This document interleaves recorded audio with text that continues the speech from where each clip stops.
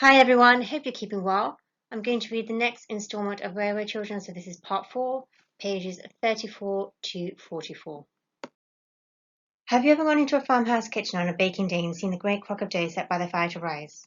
If you have, and you're at that time still young enough to be interested in everything you saw, you remember that you found yourself quite unable to resist the temptation to poke your finger into the soft round of dough that curved inside the pan like a giant mushroom. And you remember that your finger made a dent in the dough, and that slowly but quite surely the dent disappeared and the dough looked quite the same as it did before you touched it. Unless, of course, your hand was extra dirty, in which case naturally there'd be a little black mark. Well, it was just like that with the sorrow that children had felt at father's going away, and at mother being so unhappy. It made a deep impression, and the impression did not last long. They soon got used to being without father, though they did not forget him. They got used to not going to school, and seeing very little of mother, who was now almost all day shut up in the upstairs room, writing. She used to come down at tea time and read aloud the stories she had written. They were lovely stories. The rocks and hills and valleys and trees, and the canal, and above all, the railway was so new and so perfectly pleasing. The remembrance of the old life in the villa grew to seem almost like a dream. Mother had told them more than once that they were quite poor now, but this did not seem to be anything but a way of speaking. Grown-up people, even mothers, often made remarks that didn't seem to mean anything particular, just for the sake of saying something seemingly. There was always enough to eat, and they wore the same kind of nice clothes they had always worn. But in June came 3 wet days. The rain came down straight as lances, and it was very, very cold. Nobody could go out, and everyone shivered. They went up to the door of Mother's room and knocked. "Well, what is it?" asked Mother from inside. "Mother," said Bobbie, "might I light a fire? I do know how." And Mother said, "No, my ducky love, we mustn't have fires in June. Coal is so dear. If you're cold, go and have a good romp in the attic. That'll warm you up." "But, Mother, it only takes such very little coal to make a fire." "It's more than we can afford, chickeny love," said Mother cheerfully. "Now run away, there, darlings. I'm madly busy." "Mother's always busy now," said Phyllis, in a whisper to Peter. Peter did not answer. He shrugged his shoulders. He was thinking.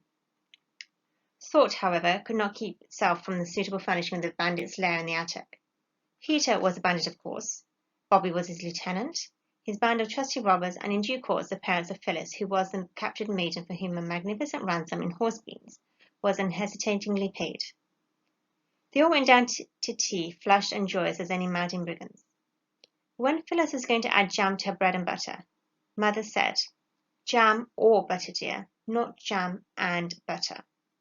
We can't afford that sort of reckless luxury now." Phyllis finished the slice of bread and butter in silence and followed it up by bread and jam. Peter mingled thought and weak tea. After tea, they went back to the attic and he said to his sisters, "I have an idea." "What's that?" they asked politely. "I shan't tell you," was Peter's unexpected rejoinder.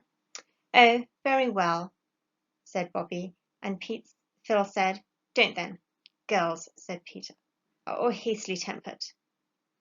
"I should like to know what boys are," said Bobbie with a fine disdain. "I don't want to know about your silly ideas." "You'll know some day," said Peter, keeping his own temper by what looked like exactly like a miracle. "If you hadn't been so keen on a row, I might have told you about it, being only noble-heartedness that made me not tell you my idea. But now I shan't tell you anything at all about it. So there." And it was indeed some time before he could be induced to say anything, and when he did, it wasn't much. "The only reason why I won't tell you my idea that I'm going to do is because it may be wrong, and I don't want to drag you into it." "Don't do if it's going to be wrong," said Bobbie. "Let me do it." But Phyllis said, "I should like to do it. I should like to do the wrong if you're going to do it." "No," said Peter, rather touched by this devotion. "It's a forlorn hope, and I'm going to lead it. All I ask is that if Mother asks where I am, you won't blab." "We haven't got anything to blab," said Bobbie indignantly. "Oh, yes, you have," said Peter, dropping horse beans through his fingers. "I trusted you to the death. You know I'm going to do a lone adventure, and some people might think it's wrong. I don't. And if Mother asks where I am, say I'm playing at the mines." "What sort of mines?" "Just say mines." "You can tell us, Pete." "Well then, coal mines." but don't you let the word pass your lips on pain of torture." "You needn't threaten," said Bobbie, "and I do think you might let us help." "If I find a coal mine, you shall help cart the coal," Peter condescended to his promise. "Keep your secret, if you like," said Phyllis. "Keep it if you can," said Bobbie. "I'll keep it right enough," said Peter. Between tea and supper there was an interval even in the most greedily regulated families. At this time Mother was usually writing, and Mrs. Vinay had gone home. 2 nights after the dawning of Peter's idea, he beckoned the girls mysteriously at the twilight hour. "Come hither with me," he said, "and bring the Roman chariot." The Roman chariot was a very own perambulator that had spent years of retirement in the loft over the coach-house. The children had all its works till it glided noiselessly as a pneumonic bicycle and had answered to the hums it had probably done in its best days. "Follow your dauntless leader," said Peter, and led the way down the hill towards the station. Just above the station many rocks had pushed their heads out through the turf as though they, like the children, were interested in the railway. In a little hollow between 3 rocks lay a heap of dry bramble and heather. Peter halted, turned over the brushwood with a well-scarred foot, and said, "Here's the first coal from St. Peter's mine. We'll take it home in the chariot. Punctuality and dispatch, all orders carefully attended to, any shape lump cut to suit regular customers." The chariot was packed full of coal, and when it was packed, it had to be unpacked again because it was so heavy that it couldn't be got up the hill by the 3 children, not even when Peter harnessed himself to the handles with his braces and firmly grasping his waistband in one hand pulled while the girls pushed behind. 3 journeys had to be made before the coal from Peter's mine was added to the heap of Mother's coal in the cellar. Afterwards Peter went out alone and came back very black and mysterious. "I've been to my coal mine," he said. "Tomorrow evening we'll bring home the black diamonds in the chariot." It was a week later that Mrs. Vinay remarked to Mother how well this last lot of coal was holding out. The children hugged themselves and each other in complicated wriggles of silent laughter as they listened on the stairs. They had all forgotten by now that there had been ever any doubt in Peter's mind as to whether coal mining was wrong. But there came a dreadful night when the station master put on a pair of old sand shoes that he had worn at the seaside in his summer holiday and crept out very quietly to the yard where Sodom and Gomorrah heap of coal was, with a whitewash line around it. He crept out there, and he waited like a cat by a mouse hole. On the top of the heap something small and dark scrambled and rattled furtively among the coal. The station master concealed himself in the shadow of a brakeman that had a very little chimney, had a little tin chimney, and was labelled GN and SR 34576. Return at once to white heather sidings. And in this concealment he lurked till the small thing on the top of the heap ceased to scramble and rattle, came to the edge of the heap cautiously, let itself down, and lifted something after it. Then the arm of the station-master was raised. The hand of the station-master fell on a collar, and there was Peter, firmly held by his jacket, with an old carpenter's bag full of coal in his trembling clutch. "So I've caught you at last, have I, you young thief?" said the station-master. "I'm not a thief," said Peter as firmly as he could. "I'm a coal miner."